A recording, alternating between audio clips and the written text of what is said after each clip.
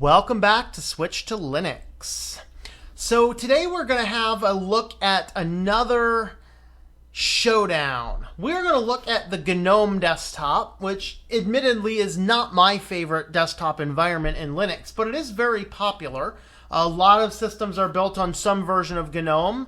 Everything from Elementary utilizes some of it. Cinnamon, my personal favorite, utilizes some of Gnome. A lot of other distros out there utilize portions of Gnome as they are going about their Linuxy ways. So we are going to have a look at two different popular distros running Gnome.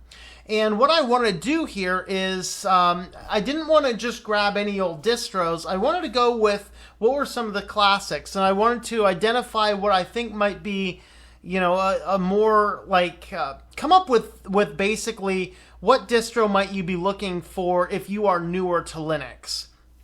And what I wanted to do is I wanted to go with the old classics. So we're not going to do something like, I'm trying to think, like we're not going to do an Ubuntu running it or anything like that. What I decided to go with is just some old Linux classics. We're going to be looking at Fedora, which classically runs GNOME, and we're going to be looking at Debian Gnome Edition, obviously. So we're going to have a showdown between these two. And as we do this, I'm just going to identify just a couple little notes, a couple little differences. If you follow my videos or my channel, you probably will know the one that I'm going to recommend someone want to install. But we're going to go ahead and jump in here. And as soon as the virtual machine runs up over here, then I will switch the screen over. So, as far as the installers are concerned, both of the installers had a couple of disadvantages that I will identify. The Debian installer, and this is all inside the VirtualBox, by the way. The Debian installer would not give you a problem if you were running it on a regular computer. But inside the VirtualBox, the installer bled outside the realm of the virtual screen and you couldn't move it. So I was able to install it because I know what the buttons would do. So anyway, it just kept on pushing enter, enter, enter through the whole thing. But I didn't really see exactly what was going on. And the kitty wants to come up and say hi.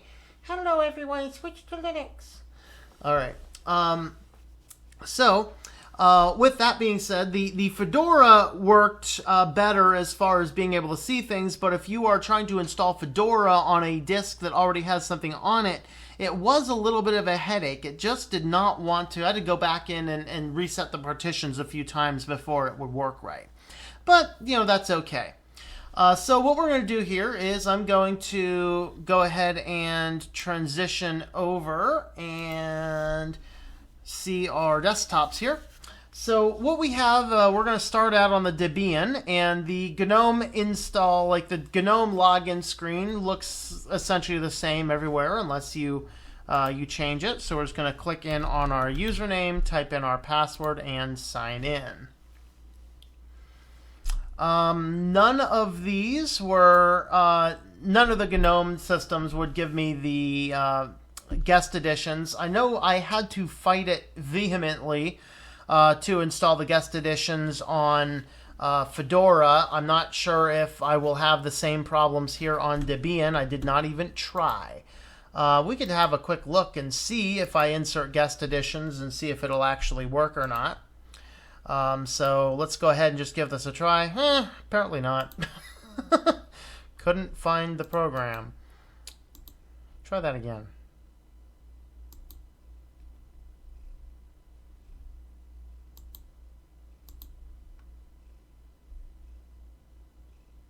Unable to insert it.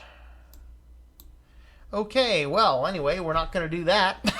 So, that is one of the, the things about the GNOME desktop is I tend to fight with the guest editions if I'm doing this in a VirtualBox.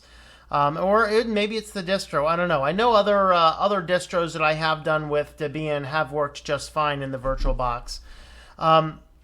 But once we get it installed, the basic setup is very similar.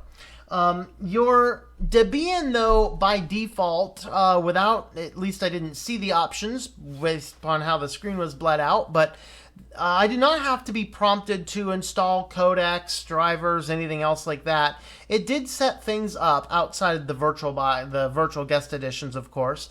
But the system did install the ability to utilize media files out of the box. And so that is a major advantage for Debian. And I'll also say, somebody had made the recommendation just today on a video saying, hey, show us how the GNOME desktop is designed to work. And the best I can say is it's kind of designed to be like this because this is the stock GNOME on, most platforms I've seen. One of my criticisms of it is when you come up here and click at the top, everything in the system tray is all in one unified place. I'm not a huge fan of that. It kind of feels to me a little incomplete. That's what they've always done, though, so no big deal there. In the middle, we have our notifications, we have our calendar, and then under activities, we have the dock over here, which is on the left, and then we can show all our applications by clicking this. Now, the Debian install has a whole lot more software, so that is either a pro or a con, depending on how you want to run it. There's a lot of software, including for some reason that didn't fit me well. There's a lot of games. Like there's a solitaire game, there's a chess game. I think 4 in a row is a game, 5 or more is a game. Mahjong's on here. So there's a lot of software pre-installed here. A lot of it's pretty good. A lot of utilities, which I really like. But then there were some problems like, there's a whole lot of games on here I really don't want. And so I'd have to come through here if I were using this and I'd just uninstall all that stuff. So that's either a pro or a con, depending on what you like. Now, one of the major things about Debian that was a big win is it comes with the tweak tool pre-installed. Most of the basic software is the same. They both come with Firefox. They both come with Evolution. This, for me, this is the thing that I really like about GNOME because Evolution is my preferred business desktop mail client. And GNOME's the only one I know of that comes with it by default across the board. We have Empathy, we have Rhythmbox, we have the full LibreOffice suite, only the writer is pre-attached. Then we have our files. Now, in the GNOME file manager here, I forget the name, which file manager it is. I'm sure somebody will be glad to tell me. It's a decent file manager. We can change the list view and a grid view. We can zoom in or zoom out by clicking on the icons over here. We can search for anything inside of the folders here. And you'll notice, though, that there is no minimize, and unlike Elementary, there's nowhere to click to minimize it. So you do need the tweak tool, but I guess unlike Elementary, there is a tweak tool available. And on Debian, it is installed by default. So we're going to come over here and just have a quick look at the tweak tool, if I can scroll down to it. So here, we have the ability to turn on or turn off our dark themes. On our desktop, we can turn the desktop on or off. This is my preferred method of working, to have all my information right there on the desktop. There's our network folders. Under extensions, we have the ability to launch some extensions right inside of the tweak tool here, adjusting the fonts, keyboard, mouse.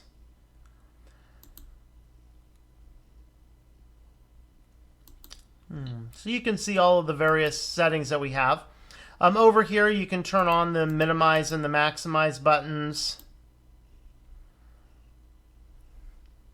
And so now I have my setup essentially the way I like it. So installing the GNOME tweak tool is definitely one of the first things that you want to do when you install a GNOME desktop environment. So this is essentially how the system's designed to work. Of course, you can come over here. Oh, can't do it with that one. I was just seeing if the Windows Meta key pulled down the menu. So here inside of this, you can do a search here for your software. You can hit the all apps, and that's essentially the rundown on Debian.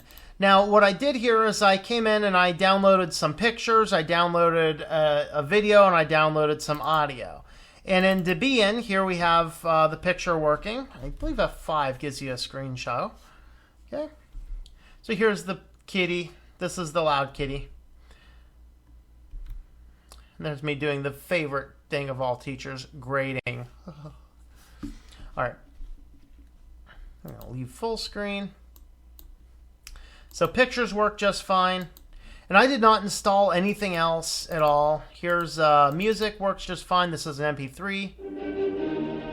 And you can hear that Beethoven's Fifth. All right. And then I downloaded a video, and I just grabbed one of my videos from my channel. Okay. Welcome back to Switch to Linux. So you can see that videos work just fine. This is a MOV file. Audio works. Everything else works. We have the tweak tool by default. Very easy to switch back to how we want it. Let me just try the virtual guest editions here.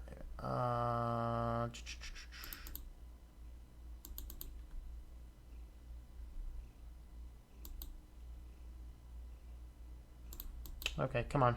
Yeah, shouldn't have done that.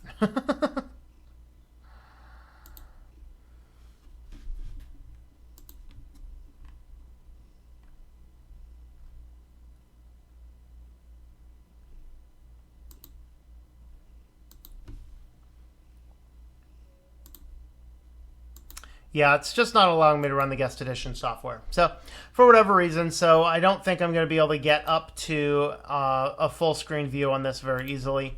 So, there is just the real brief, quick walk down through Debian. I'm trying to think if there's anything else I didn't have a quick look at here. That's about it, really. So, we'll go ahead and shut down, and then we're going to boot up our Fedora.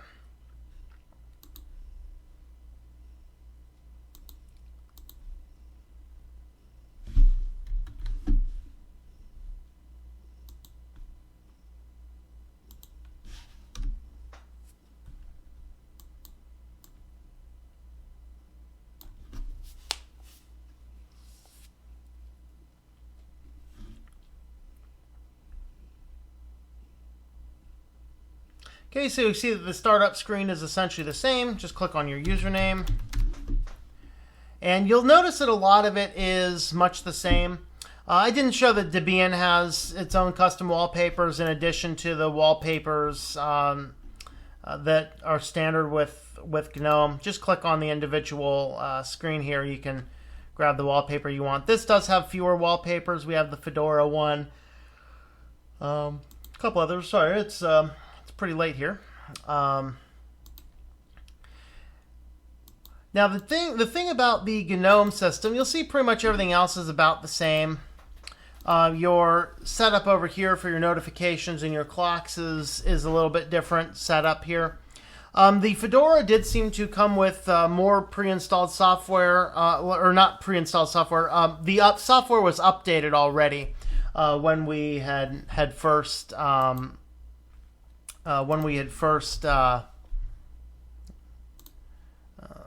installed the system. And so what I wanted to do here is just have a quick look at the major differences. With Debian, I did have to update the system. One of the things I did not show on the other video, I apologize for that, is the GNOME version. So on Debian, we are running 3.14.1 versus this is 3.22.1. So Fedora is running the more recent version of GNOME. I'm guessing that if we went with like a release candidate, or as soon as the new Debian is out, I'm sure we're going to get a newer version. But all that being said, the one that does have the more recent version of GNOME is Fedora. You will notice that there is a lot less software pre-installed. So again, this is either that Pro or that Con. We do have utilities over here grouped very nicely into one location, which is a little bit different than they had in Debian, where they were scattered throughout everything. But you'll see that there is a whole lot less software. We still have the basic LibreOffice. We have the Rhythm Box. Now, we do not have the tweak tool installed by default, and so you'd have to come in here and install the tweak tool before you make the adjustments that we made. But of course, the biggest problem with Fedora is that sometimes it is a little bit of a pain to get the codecs working. So here is the same MP3, and it just kind of opens this up, and it just kind of dies and fizzles off. So it will not play the MP3. We'd have to go and find codecs for it. So couldn't start playback. We get the same problem on the video. Can't play it because it doesn't have the codecs. And this is a video that I built on Kden Live, either Kden Live or OpenShot. I think how much of an older video this is. I think I was still using OpenShot at this time. But just use basic default settings. So we can't listen to music. We can't watch the video. We can still look at the pictures, same images. So you can see that the images are working. Fedora has always kind of made it difficult to install your codecs. Even if you go in there, if you try to go in there and just install the codecs in the normal ways that you would do that, you're going to come up with a little bit of a fight. They don't want to tell you exactly how to do that. Even if I come over here and click on this, find in software. I haven't tried this route before, so maybe this is going to work for us. Okay, it looks like this one's probably going to work for us. So installing it's not a real big deal. A lot of people use Fedora. It's a environment that well, Gnome and Fedora is an environment that you would do. Well, maybe it's installing. It should be prompting me for a password, but it seems to not want to be doing that. Fedora is kind of a very nice, stable platform used by a lot of people. Of course, it's an open source version of the Red Hat, which is the most popular commercial Linux distro and the most supported. And that's why a lot of people use it. If you really want to use a solid, stable Linux distro that has a huge user support backing on it, Fedora is a very good way to go. It's not a platform I work with because I do a lot of media with my computers. I need to always make sure that everything works well with all sorts of media platforms. And that's something that Fedora does not do easily. A few of the other things, Fedora, when you first install it, it does give you a nice initial setup screen. So once you log in, you have the extra settings screen to choose your keyboard layouts, your languages, and also it allows you to turn on or turn off your location settings. So the settings panel is the same in these. Inside of here, you can see that we have various different services here, including location services. Fedora does give you a prompt if you'd like to turn this on or off. And I think they want to turn it on as the default on the screen where it shows up. And it's easy to just toggle it off and hit next. On Debian, this is an option, but you do not have to toggle it off. It doesn't prompt you for that. It just starts the system out disabled by default because that seems to be the preference among the Linux community. And then if you'd like to enable it later, you have the ability to do that. You can also add online accounts. You can see that the options here, we have Google, OwnCloud, Facebook, Flickr.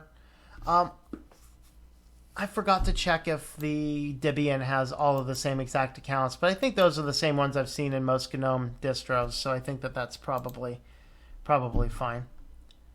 So here's notifications panel. Displays, printers, details, once again, where we got our information about what versions of everything we're running. So that's kind of your differences. Not a whole lot of differences otherwise.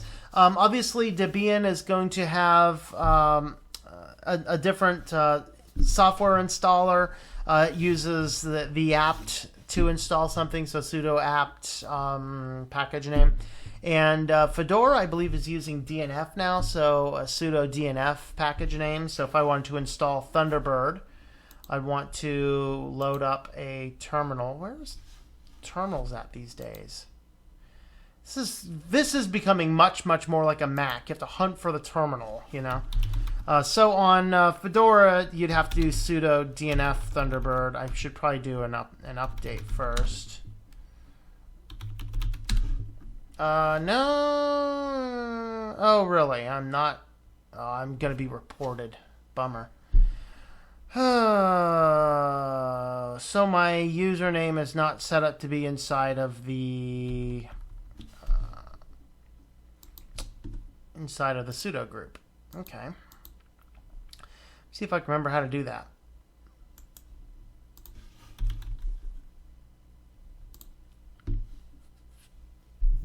In Fedora, I'm not sure if I remember how to do this. Other versions, yes, I used to do that. Okay.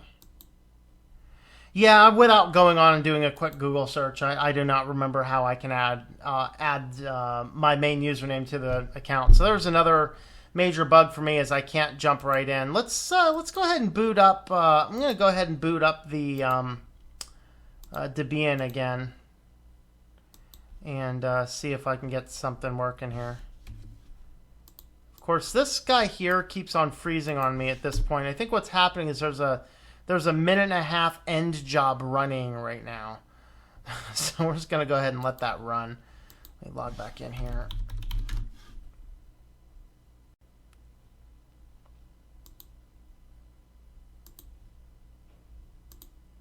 Yep.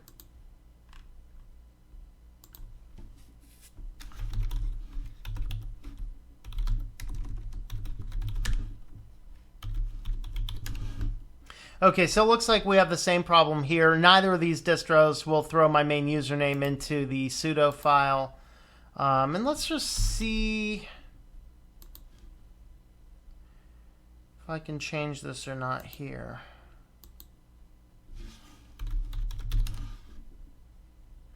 And it's looking like it's giving me the same thing. So I'd have to go into the terminal and change it in the terminal in both cases. So we have the same exact problem in both cases. So that's not a negative for Fedora at all. At least not. I think it's a negative for both systems. You know, just making sure that your main username is part of the sudo group so you can install things, because you know I frankly really do prefer installing packages that I'm aware of. I like installing them in the terminal way before I like installing them through the GUI. Thunderbird.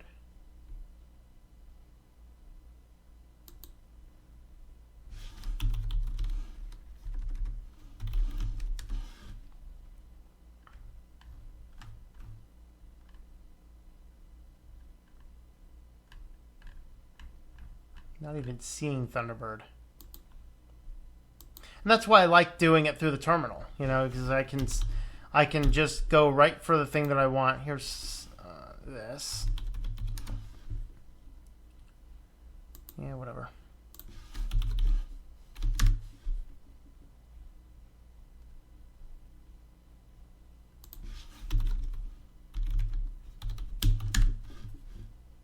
Please, Thunderbird? Yep. Driving me crazy. See, if I had access to my sudo group easily, I'd be able to just install this right away. Alright, come on.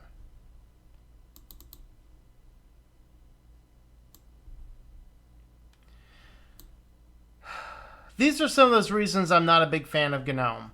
I'm kind of locked out of the sudo group without, and yeah, it's off the top of my head. This is, yes, I could go on to do an internet search, easily track down how to add me to the sudo group. Off the top of my head, I don't remember because I use Linux Mint and it takes care of that for me.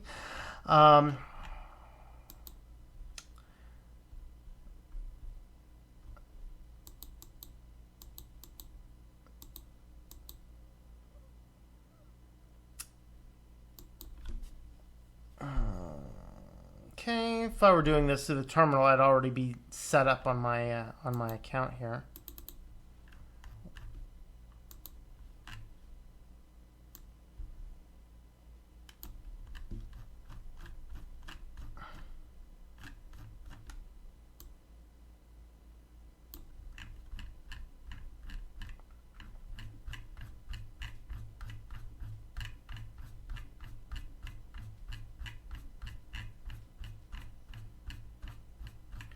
people that wonder why I don't like GNOME, this is why.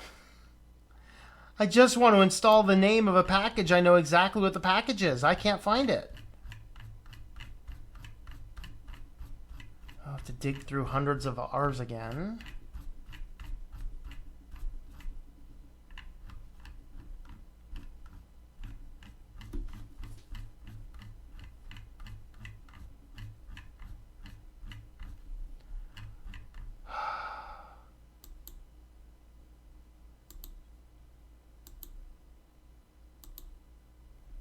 All right, I give up.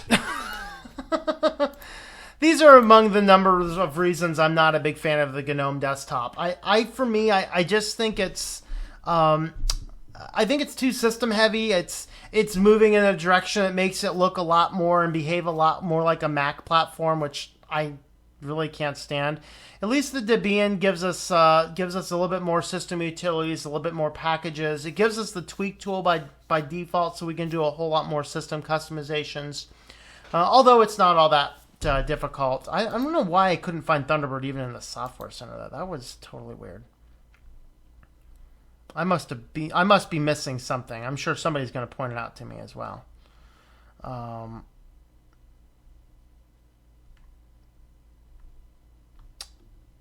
All right, I'm just totally missing a bunch of stuff, I guess. I don't know.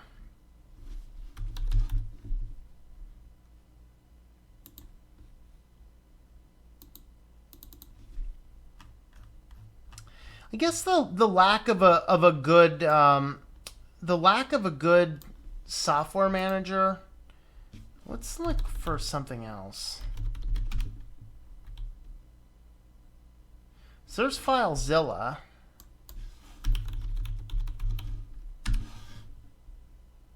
So I type in Thunderbird, which should give me Thunderbird, and I'm getting a whole lot of packages, and I don't see Thunderbird among them.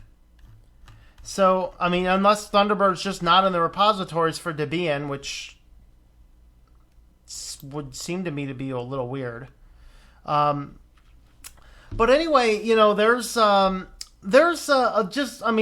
small taste of why I'm not a big fan of GNOME. To me, it just seems a little bit more complex, particularly for anybody out there that's wanting to be a new user. It seems to be taking a lot of its cues from the Mac platform with this unified taskbar thing. It seems a little incomplete to me. But overall, you know, it's for sure it's a very popular and very respectable desktop environment, especially when you customize it up well. You know, I have other videos where I show you how you can always put the dock down here and you know, make it look really good, like any distro, you know, like this KDE distro here, you know, where I made this thing look really good. You know, you can do that with GNOME really, you know, without a whole lot of time. I mean, you think this took an hour and a half to do everything, I think. Maybe not that long, but it took me a little while to put everything together. And GNOME is going to be much the same way. But I just, you know, I don't want to have to fight with adding myself to pseudo groups. I don't want to have to fight with, not finding the packages. You know, I should do sudo apt Thunderbird or sudo apt, or sudo DNF Thunderbird to install the preferred email client. You know, it's I shouldn't have to fight with the Software Center as much. For Fedora, I shouldn't have to be fighting codexes in 2017 on a desktop Linux environment. And, you know, those are kind of my things. So there's my breakdown. Overall, if somebody put a gun to my head, which distro would you have to use one of these two? I'd pick Debian.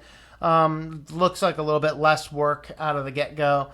And then I know if you go and look online for things to do after you install Fedora, you'll get like a list of 25 things. And a lot of those things, they should be pretty, a lot of those things should be, installed or taken care of or a lot easier to manage than they make it.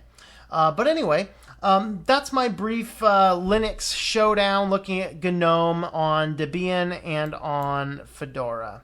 Let's not shut the machine down like that. Let's be a little bit nicer to my machine. Power it off in the better way.